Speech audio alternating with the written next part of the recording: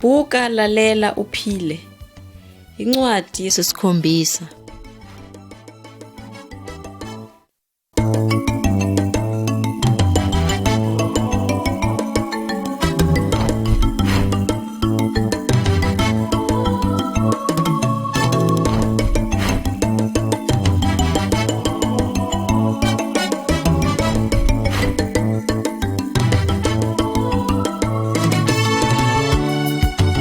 Jesu Inkosi. Isingeniso. Bangani, lo ubizwa ngoJesu uyindodana kaNkulunkulu, lo wathunyelwa uNkulunkulu. Futhi angasinika yini ukuphila okuphakade na? Ukuzalwa kukaJesu, isimangaliso asenza, impilo yakhe, ukuvuka kwabafileyo, nezwi lakhe kuyasikhombisa ukuthi uyindodana kaNkulunkulu. Ngesikhathi ulalela ikhasethi, bheka isithombe esiphinki. Uma uzwa lo msindo, phenya ekhasini elilandelayo.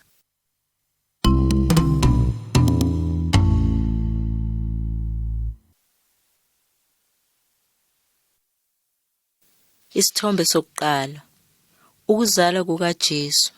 John 1 verse 1 to 14, Luke 2 verse 1 to 11. Bheka isithombeni. Sikhombisa isitebelo lapho kuhlala khona izilwane, futhi sikhombisa umntwana osanda kuzalwa nowesifazane, unina womntwana, umyeni wakhe kanye namadoda amathathu angabelusi. Bonke babuka umntwana, igama lakhe uJesu. Enye indoda iguqe ngaphambi komntwana. uJesu yini kumele enze lokhu? Isizathu ilesi: uJesu ubaluleke kunabo bonke abantwana babafana abake bazalwa ngaphambi kokuba azalwe kulomhlaba. uJesu wayehlala noNkulunkulu ezulwini, futhi zonke izinto zadalwa ngaye. uNkulunkulu ngumoya, kodwa uzibonakalise ngoJesu owazalwa unina eseyintombi nto. Lokhu kwenziwa umoya kaNkulunkulu. Lo moya wahlala kuJesu. Konke lokhu kuchaza ukuthi uJesu unguNkulunkulu. uJesu weza ukuzosikhulula ezonweni nokuthi singaba kanjani abantwana bakaNkulunkulu.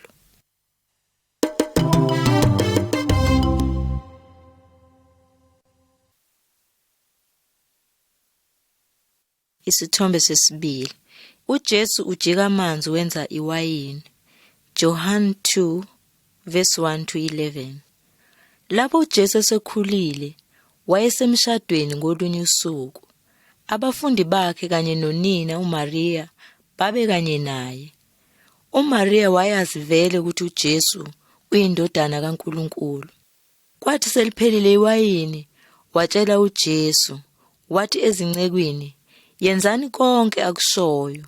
Kwakunemiphongolo emikhulu yamanzi eyisithupha. uJesu wathi kuzo, gcwalisani imphongolo ngamanzi. Bakwenza lokho. Wayesethi, yikhani ninike umphathi wokudla. Amanzi ayesephenduke iwayini elimnandi kakhulu. Abafundi bakhe baqala kubona ukuthi unamandla kaNkulunkulu, futhi bakholwa nguye.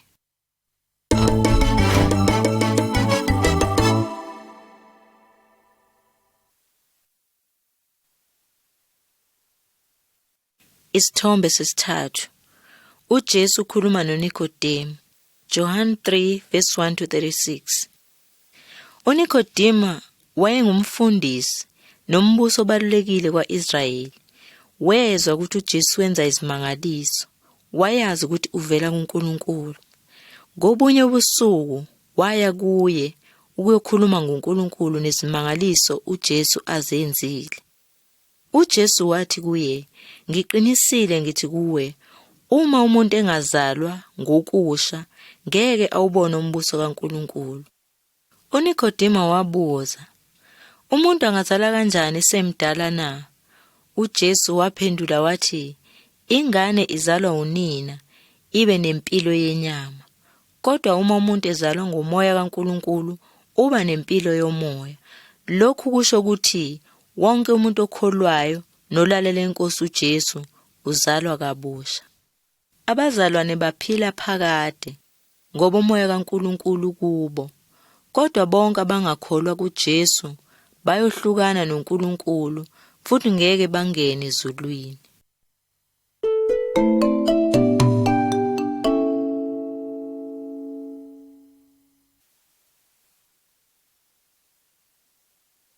Isithombe sesine. Umbusi uguqa phambi kukaJesu. John 4 verse 46 to 54. Yini ongayenza uma indodana yakhe igula kakhulu? Indoda ekulesithombe ihambe ibanga elide ukuthola uJesu. Yayingumbuso obalulekile, kodwa yamncenga uJesu ithi, "Mnumzana, woza ngaphambi kokuba afe umntwana wami." uJesu waphendula wathi, "Hamba, indodana yakho izophila." Indoda yakholwa yahamba. Kwathi sesendleleni izinceku zayihlangabeza, zayitshela ukuthi indodana yayisisindile. Indoda yazi ngesikhathi uJesu ethi indodana yakho izophila. Ngakho umkhuhlane waphuma endodaneni, yena nendlu yonke bakholwa kuJesu.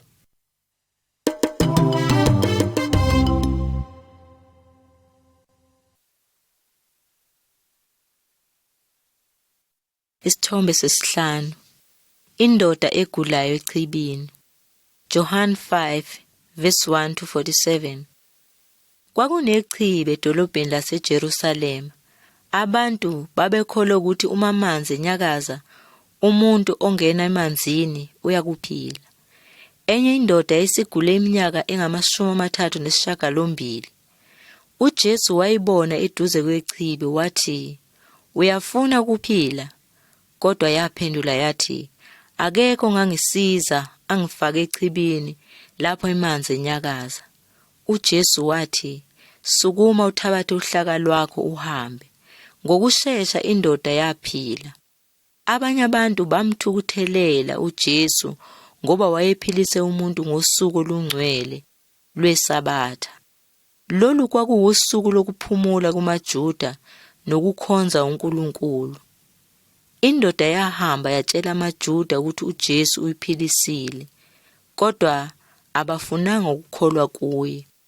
Lokhu kuphilisa kwakhombisa ukuthi uJesu unamandla kaNkulunkulu okuphilisa noma ingaluphi usuku nangosuku lweSabatha.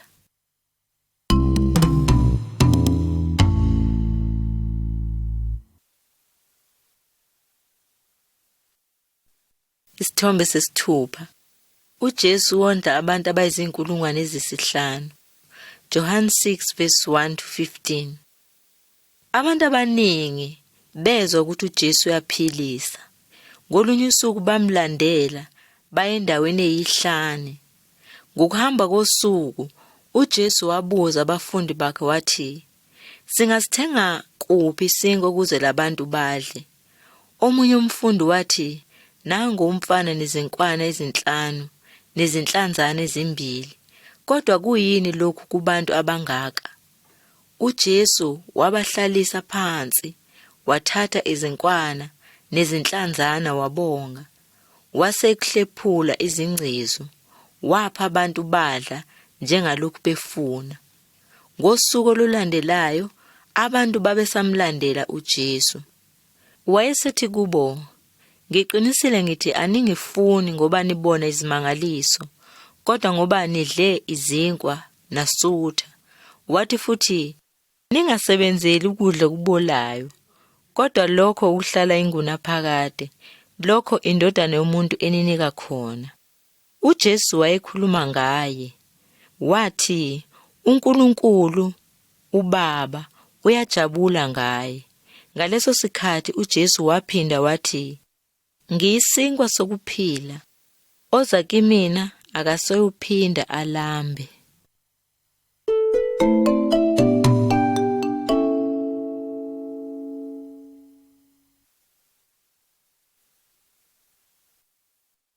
Isithombe sesikhombisa. uJesu uphezu kwamanzi. John 6 verse 16 to 21, Matthew 14 verse 22 to 32. Ngokushesha emva kokusuthisa abantu, wabakhulula. Wayeseya entabeni eyedwa ukuyokhuleka kuNkulunkulu.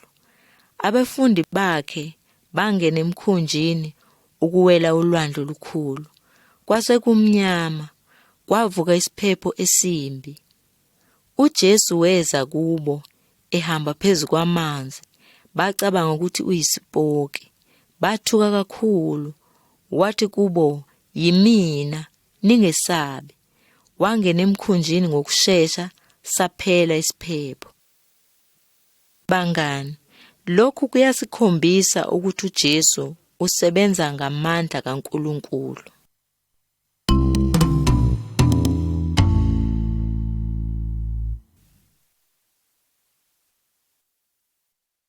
Isithombe sesishiyagalombili. uJesu ulapha impumputhe. John 9 verse 1 to 41, John 8 verse 12. Kwakunendoda engakaze ibone kwasekuzalweni kwayo. Abafundi babecabanga ukuthi iyimpumputhe ngoba abazali bayo bona. Kodwa uJesu wathi, "Le ndoda yazalwa ingaboni, ukuze nibone imisebenzi kaNkulunkulu ikhonjiswa empilweni yayo." uJesu wathifela emhlabathini, wenza udaka ngamathe. Wafaka udaka emehlweni ale ndoda. Wayesethi, "Hamba uyogeza echibini laseSilowama." Ukuthi Silowama kusho ukuthi othunyiweyo.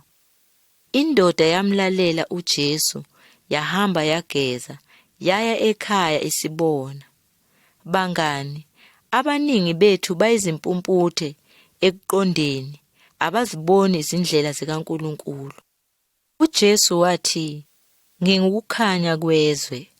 Olandela mina akasoze ahambe ebumnyameni, kodwa uyoba nokukhanya kwempilo."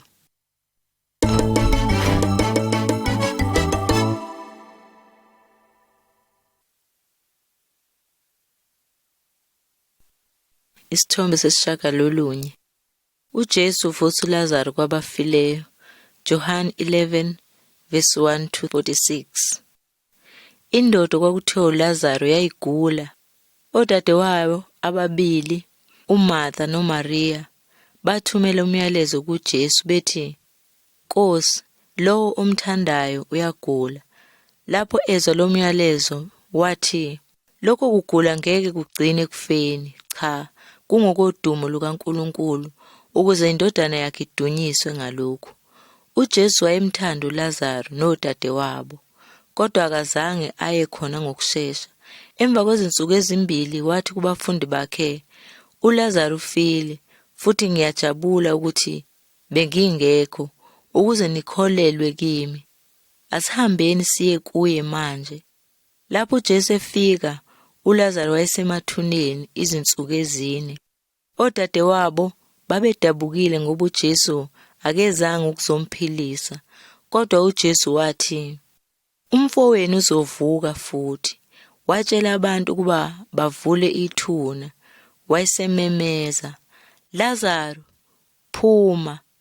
uLazaro waphuma emboswe ngezindwangu. Ngaphambi kokuba amvuse, wathi kuMaria, "Ngingulo ovusa abafileyo abanikeze impilo. Okholwa yimi uyophila phakade noma angafa."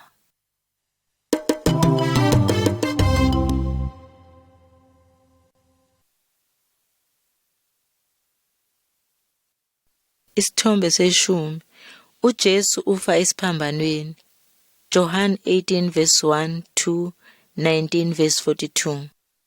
uJesu wabonakalisa ngezimanga azenza ukuthi uyindodana kaNkulunkulu.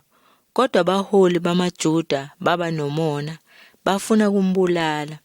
Watshela abafundi bakhe ukuthi kumele afele izono zabo bonke abantu. Lena kwakuyiyona kuphela indlela ayengabuyisela ngayo abantu kuNkulunkulu. uJudas, omunye wabafundi, wamdayisa ngemali amasiliva angama-30.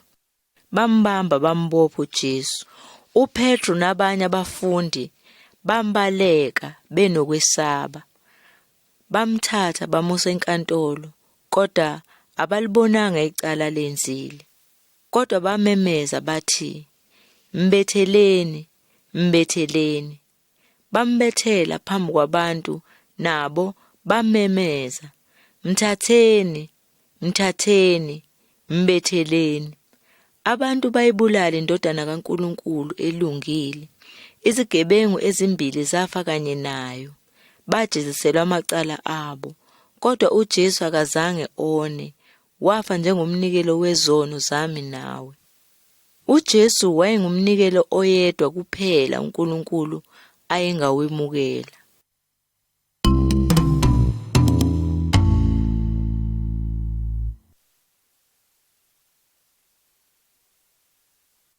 Isithombe se-11. uMaria noJesu ethuneni. John 19 verse 38 to 20 verse 18. Matthew 27 verse 60. Omunye wabalandeli bakaJesu, uJosefa, wacela isidumbu sikaJesu, wanikwa, wasibeka ethuneni elisha ayezenzele lona. Waginqa imbokodo enkulu ngasemnyango. Ngosuku lwesithathu uMaria waya ethuneni, itshe lalisusiwe. uMaria waqala ukukhala, waguqa walunguza ethuneni. Isidumbu sasingekho. Izingelosi ezimbili zazihlele lapho kwakulele khona uJesu. Waphenduka wabona indoda imile, kodwa akabonanga ukuthi uJesu. uJesu wabuza wathi, "Mame, ukhalelani? Ufuna bani?" uMaria wacabanga ukuthi umuntu osebenza engadini. Wabuza ukuthi siphi isidumbu sikaJesu. Wayesethi uJesu kuyena, "Maria." Wabona ukuthi uJesu. Wathi kuye, "Hamba utshela abafowethu ukuthi sengibuyele kuBaba noYihlo, uNkulunkulu wami noNkulunkulu wenu." Ngokuthi bafowethu, uJesu wayesho abafundi bakhe, ithuna likwazanga ukugcina indodana kaNkulunkulu ophilayo.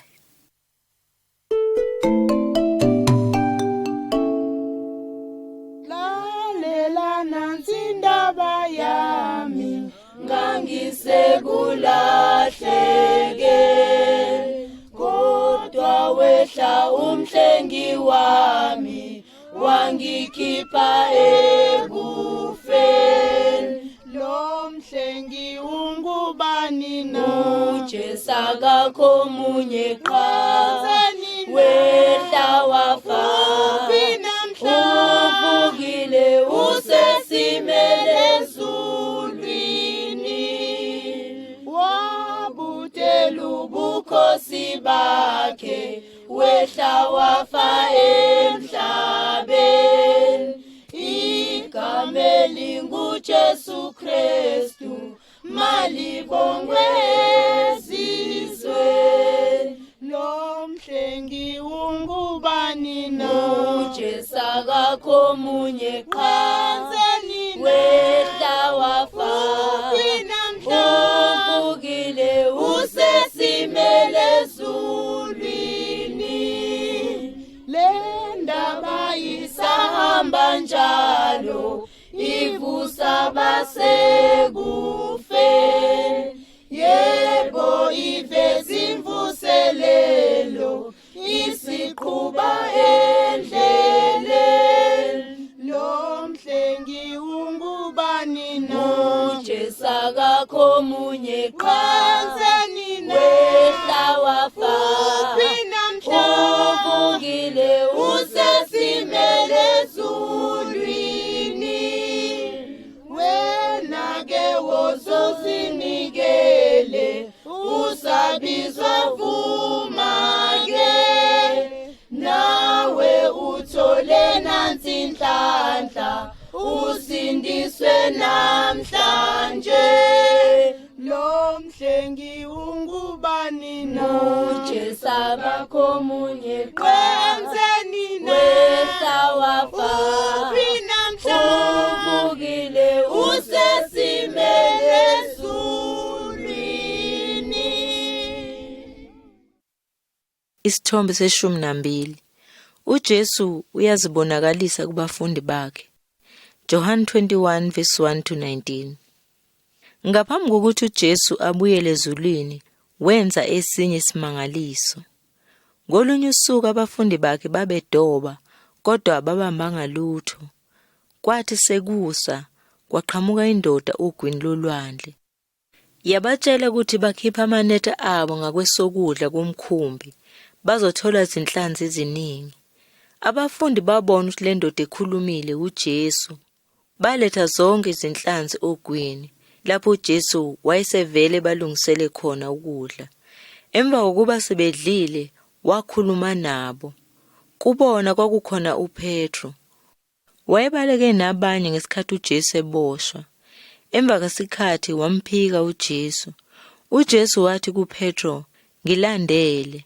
Wamtshela ukuthi akafundise abantu bakaNkulunkulu ukwabelana ngevangeli likaJesu Kristu kanye nokubanakekela.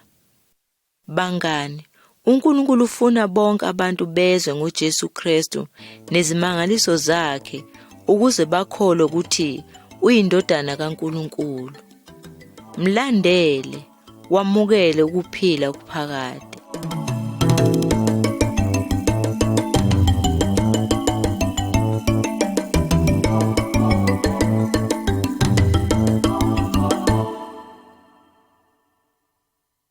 uJesu umsindisi. Isingeniso. Bangani, uJesu ungumsindisi omkhulu. Usisindisa ezonweni nasebubini. Usindisela impilo engunaphakade. Lalela ezinye izimfundiso ngoJesu. Phenya esithombeni esilandelayo uma uzwa lo msindo.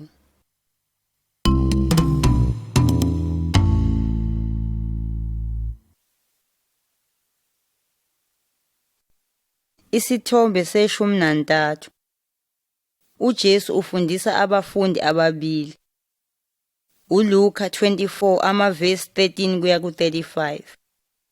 AmaJuda amaningi ayethemba ukuthi uJesu uzobasindisa kubaholi baseRoma abazondayo, kodwa akusona lesi sizathu esaletha uJesu emhlabeni. Ngakho-ke emva kwesikhathi lamaJuda acela abaholi bamaRoma ukuba babulale uJesu. Bambulala ngokumbethela esiphambanweni. Emva kwensuku ezintathu uJesu efile, wavuka. Abafundi ababili babehamba sebeya ekhaya. uJesu wavela kubona. Babecabanga ukuthi uyisihambi. Bamxoxela ngokwenzekile.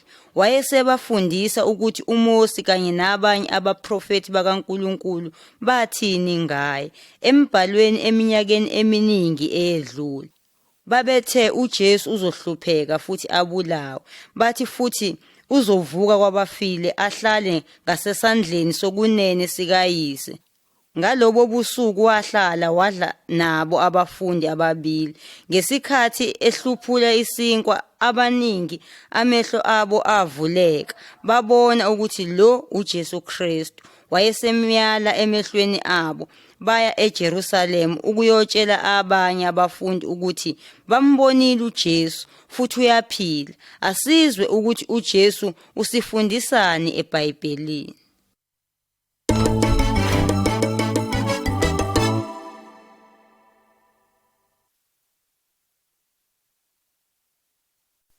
Isithombe se-14.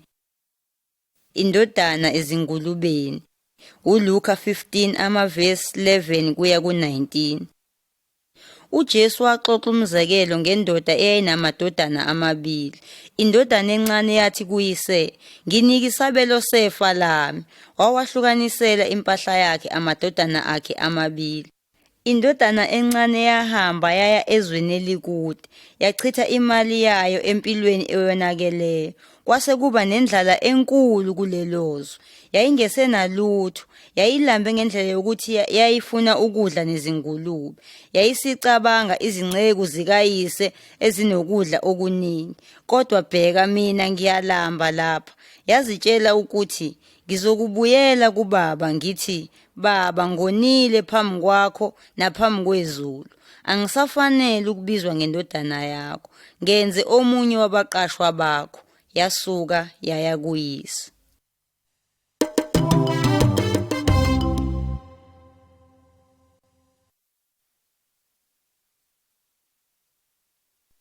Isithombe se-15.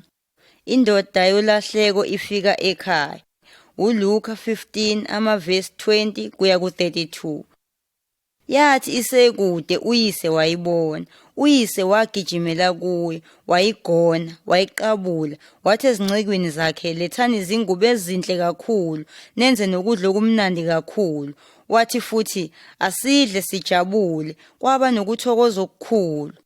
Bangani, uJesu usifundisa ukuthi uNkulunkulu njengalo Baba. Bonke abantu banjengendodana eyona, kodwa uNkulunkulu uyasithanda, uyafisa ukuthi sibuyele kuyena, ufuna ukusixolela. Wathuma uJesu ukuzofuna futhi asindise labo abahlukene noNkulunkulu. Abantu behlukene noNkulunkulu, balahlekile. uJesu yena kuphela indlela yokubuyisela abantu abalahlekile kuNkulunkulu uBaba.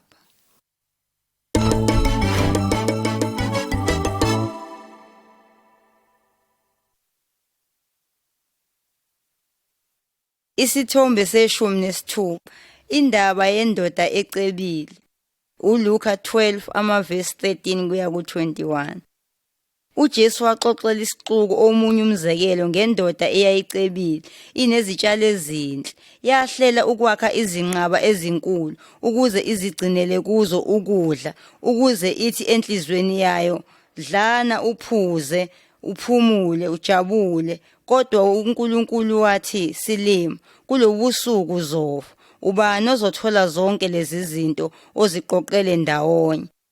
Bangani, uJesu wathi, yiloku okuyokwenzeka kulowo ozibekela izinto ngokwakhe, kodwa engacebile kuNkulunkulu. Lokhu kusho ukuthi ubudlelwane noNkulunkulu nokubeka ithemba lakho kuwe.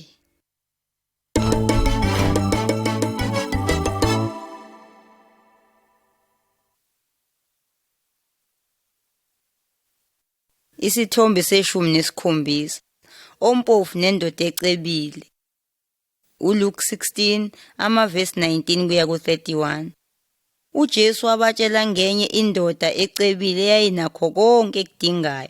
Yayingasakhathalele isincibi esangweni. Safa isincibi, saya ezulwini, lapho sahlala emva kuka-Abrahama, ukhokho wamaJuda. Lapho ifa lendoda ecebile, yaya endaweni embi enomlilo nokuhlupheka, ebizwa ngokuthi isihoko.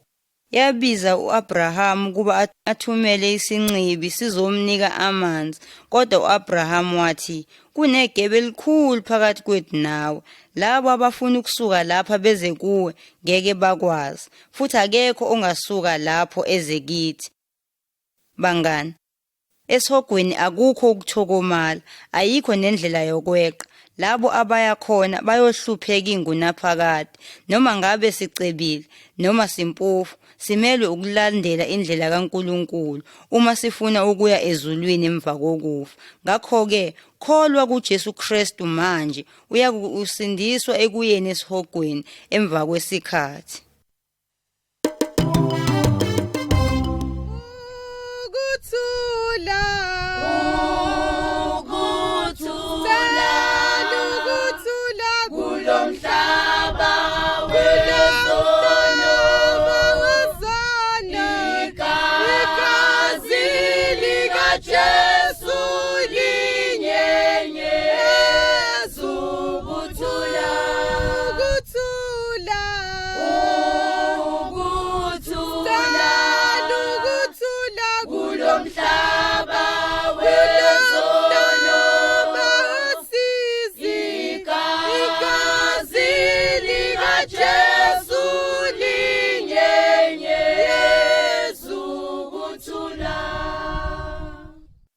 Isithombe se-18.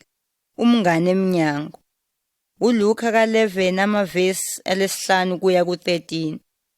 Indoda yaya kumngani wayo phakathi kwamabili yathi, mngani, ngicela izinkwa ezintathu ngoba ngivakashelwe omunye umngani ovela kude. Manje anginako ukudla engingamnika kona. Umngani ongaphakathi wayeselele nezingane zakhe, akafunanga ukuvuka. Kodwa indoda engaphandle ayizange ibe namahloni, yaqhubeka yacela, yaze le ndoda yavuka yamnika lokho akufunayo. uJesu wathi, cela uzophiwa, funa uzofumana, ngqongqoza uzovulelwa, ngokuba loyo ocelayo uyakuphiwa, ofunayo uyafumana, ongqongqothayo uyakuvulelwa eminyango.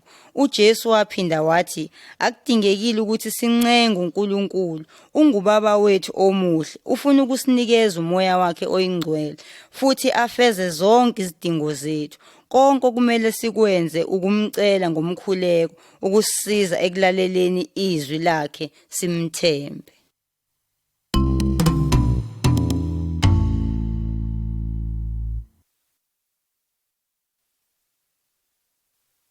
Isithombe seshumi nesishiyagalolunye. Amadoda amabili endlini kaNkulunkulu, uLuke 18 amavesi 9 kuya ku14. Ngabe uNkulunkulu uzwa noma ubani oza kuye ngomkhuleko? Kulesithombe sibona amadoda amabili endlini kaNkulunkulu. Omunye unokholo olukhulu futhi uyaziqhenya, wazikhulekela wathi, "Nkulunkulu, ngiyakubonga ukuthi angifani nabanye abantu, izigebengu, abangalungile, abaphingi, nanjengalomthelisi." uNkulunkulu wayengajabule ngale ndoda nomthandazo wayo. Enye indoda yayingumthelisi ongathembekile, yeba izimali zabantu. Yayazi ukuthi ayimjabulisi uNkulunkulu. Yashaya isifuba sayo, yagebisa ikhanda osizini, yathandaza kuNkulunkulu yathi, "Nkulunkulu, ngihawukele mina soni." uJesu wathi uNkulunkulu wawuza umkhuleko wayo, wazixolela izono zayo. Bangani, uNkulunkulu uyabalahla abazikhukhumezayo, kodwa uyemukela abathobile enhlizweni.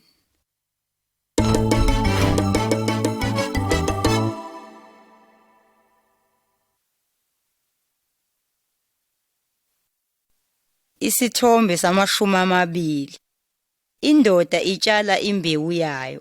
uLuke 8 amavesi 4 kuya ku9. Ngelinye ilanga uJesu wafundisa abantu abaningi wathi, umlimi waphuma eyotshala imbewu yakhe. Enye imbewu yawela endleleni, izinyoni zayidla. Enye yawela edwaleni, yathi khula, yabuna ngoba yayingenamswakama. Enye phakathi kwameva, yamila kanye nameva, ayiminyanisa. Enye yawela emhlabathini omuhle, yamila yakhipha isivuno esihle. Kwaphindaphinda ngekhulu lokho okutshaliwe. uJesu wathi kubantu, "Lowo nezindlebe makezwe aqondisise." Emva kwalokho abafundi bakhe bambuza ukuthi ngabe usho ukuthini.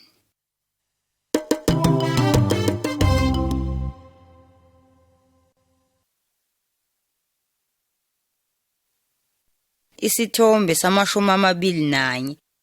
Imbewu iyamila. uLuka 8 amavesi 9 kuya ku15. uJesu wawuchaza ngalendlela umfanekiso. Imbewu yizwi likaNkulunkulu. Labo abangasendleleni ilabo abazwayo, bese uSathane alisuse izwi kubo, ngoba akafuni bakholwe neNkosi uJesu ibasindise. Labo abasedwaleni bayalamukela izwi, kodwa ngesikhathi sokuvivinywa bayahluleka bawe. Lena ephakathi kwameva iminyaniswa usizi nobucebi bempilo. Umhlabathi omuhle wamukela izwi, uthele izithelo ezinhle. Bangani, ungalilalela ulamukele kanjani izwi likaNkulunkulu? Ungalishaya indiva bese uyalahlwa, noma ungakholwa izwi likaNkulunkulu ukuze umjabulise. Uma wenze njalo uyoba imbewu emhlabathini omuhle.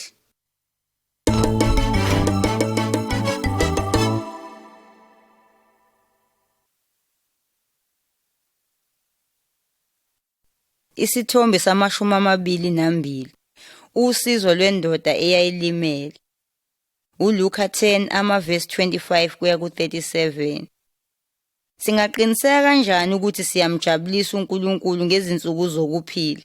Imibhalo isifundisa ukuthi kufanele sithande uNkulunkulu nabantu bonke. Kodwa ibaphi abantu okufanele sibathande? uJesu waxoxa indaba yomuntu owayehamba emgwaqeni oyihlane. Wahlaselwa amasela, antshontsha yonke into ayenayo, amshiya ethi ufile. Kwaqhamuka amadoda akholwayo, ayibona le ndoda, kepha awazange ayisize. Kwase kuqhamuka isihambi ngaleyo ndlela, sayidabukela indoda, sayibopha amanxeba, sayigibelisa embongolweni yaso, sayiyisa endlini yezihambi ukuyosizwa. uJesu wathi, Uma simthanda uNkulunkulu, kumele nathi silukhombise lolu thando ngokusiza noma ubani osenkathazweni.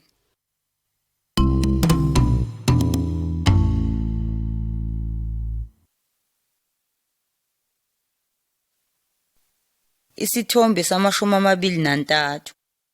Umninimuzi ubuyela ekhaya. uLuka ka-12 amavesi 35 kuya ku-48. Uyakhumbula ukuthi uJesu emva kokufa wavuka kwabafileyo. Abafundi bakhe bambona phambi kokuthi abuyele ezulwini. Wabatshela ukuthi uzobuya. Bonke abakholelwa kuye kumele babe njengezisebenzi ezilindele umqashi ukuba abuye edilini. uJesu wathi kuyoba kuhle kulezo zisebenzi umqashi ayozifica zilungile. Bangani, asazi ukuthi uJesu uzobuya nini. Kumele simsebenzele, silindele ukwamukela ngesikhathi ebuya. Oyokwenza lokho kobe kuyisikhathi sokujabula nokuthokoza. Kodwa kulabo abangakholwa kuyoba isikhathi sosizi. uJesu waphinda wathi abaphethe izinceku zabo kumele bakulungele ukubuya kwakhe.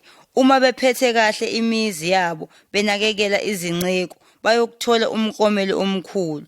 Uma beshaya izinceku futhi bedako, bayothola isijeziso esinzima.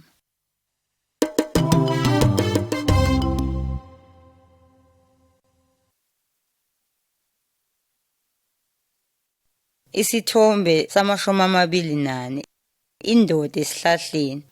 uLuka 19 amavesi lokuqala kuya kweleshumi. uJesu angasindisa noma ubani ezonweni. Lalela lokhu. uZakewu wayengumthelisi onothile, wayengathembekile, entshontsha izimali zabantu. Wayefuna ukubona uJesu, kodwa wayemfishane. Ngenxa yesixuku akakwazanga. Wase egibela esihlahleni. Ngesikhathi edlula wabheka phezulu. Wayesethi, Zakewu, shesha wehle, kumele ngingenise endlini yakho. Abantu bamangala. uZakewu wayindoda engalungile. uZakewu wehla, wamukela uJesu ngentokozo. Watshela uJesu ukuthi usezoshintsha ezindleleni zakhe ezimbi, uzobuyisela konke akuntshontshile. Wayesethi uJesu, insindiso ifikile kulendlu. Bangani, uJesu wezela ukuzofuna asindise bonke abadukelene noNkulunkulu. Khumbula, uma ufuna ukushintsha ezindleleni ezimbi, khona njengoZakewu, ungabuyisana noNkulunkulu ngokukholelwa nasekulaleleni uJesu Kristu. Ungamncishinda uJesu, wazithwala izono zakho. Nangu semiye ngqongqotha, monu uzomngenisa na. Uyinkosi yobukhosi, sheshulale lizwi lakhe, umvulele inhliziyo, thana ngena Nkosi yami. Uvumela okomhlaba, kepha uKristu bethelweyo, kanandawo yokuhlala, enhlizweni ayifela. Uyinkosi yobukhosi, sheshulale lizwi lakhe, umvulele inhliziyo, thana ngena Nkosi yami. Konje awunasikhathi, nangu Jesu usabiza. Namhla isikhathi esihle, ingomusa alifiki. Uyinkosi yobukhosi, sheshulale lizwi lakhe, umvulele inhliziyo, thana ngena Nkosi yami. Tela